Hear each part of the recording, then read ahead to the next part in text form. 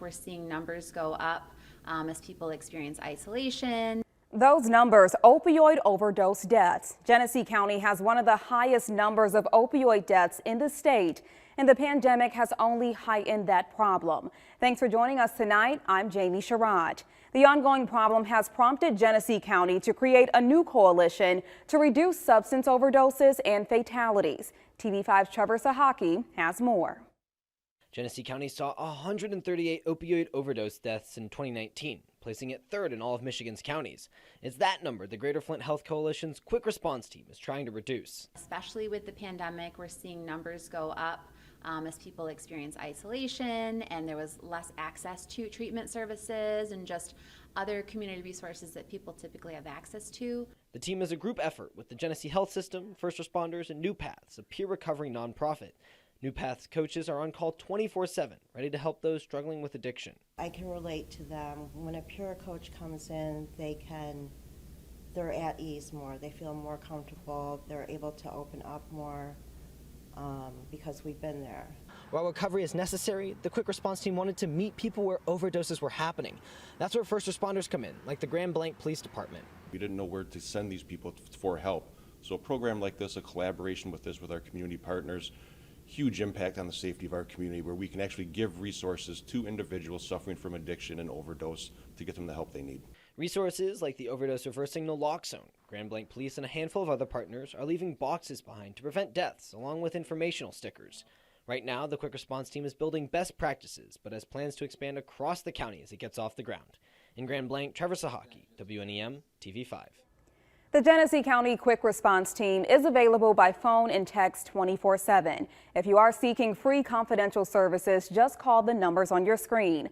That's 810-624-1177, or you can text 810-835-4288. The battle against the COVID-19 pandemic is far from over. Although more people are getting vaccinated, there are still major concerns about the Delta variant, especially as students are returning to school. John Lawrence reports. A landmark moment for the United States, as 50% of the population is now fully vaccinated. However, the virus is still posing a threat. We thought that this was getting better, and now we're working even harder than we did a few months ago. The U.S. is averaging more than 107,000 new cases per day, the highest it's been in 6 months, based on data from Johns Hopkins University. The Centers for Disease Control and Prevention's latest ensemble forecast predicts a rise in COVID-19 deaths and hospitalizations over the next 4 weeks.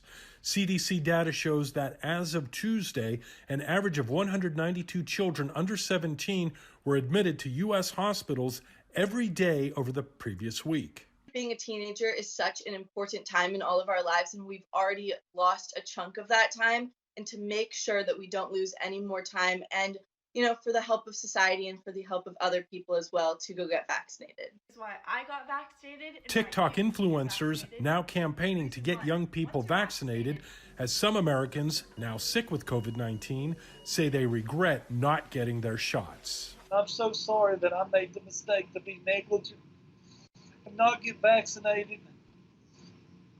Vaccinations are so important. I'm John Lawrence reporting. Well, Louisiana has the highest rate of COVID-19 cases per capita, followed by Florida, based on data from state health departments. A new poll shows most Americans support the CDC's new mask recommendations. The Quinnipiac University survey indicates 61% of respondents agree with it, and about a third are against it. A 55% majority wants to see masks in schools. Both issues split largely along party lines. More than half the respondents support vaccine mandates for healthcare and government employees.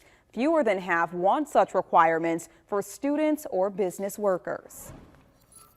Well, partly cloudy skies as you take this live look over downtown Saginaw.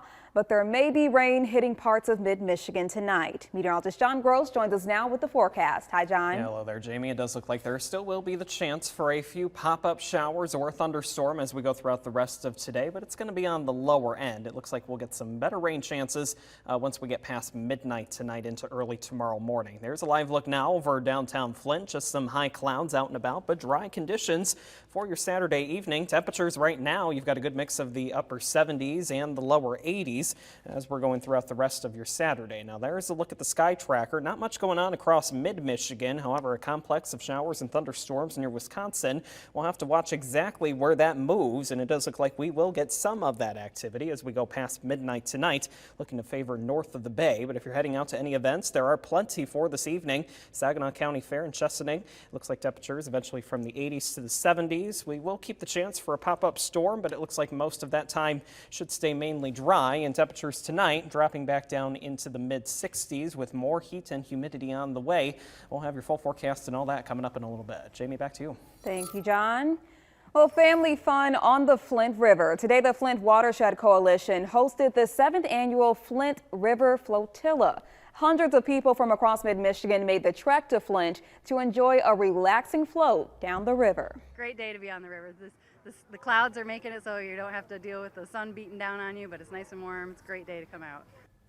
Well, if you missed your chance, just mark your calendars for next year. The Flint River Flotilla happens the first weekend in August. The fun continues with the 4th annual 80s in the Hole next Friday. The party starts at 6 at Atwood Stadium. Stop by for 80s rock, a beer tent, local food trucks and vendors, and a kayak rental.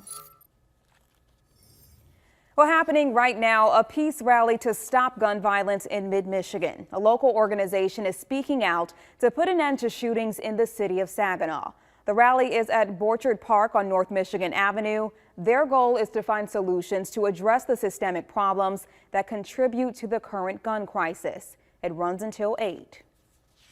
Also happening tonight, the biggest small festival that nobody's heard of returns to mid-Michigan.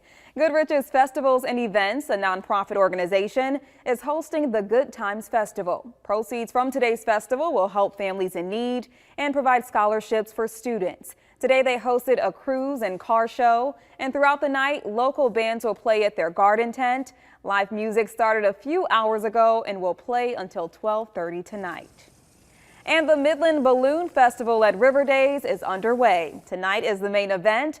At 7:15, balloons will launch from Chippewassee Park, showering the sky with their beautiful colors and designs.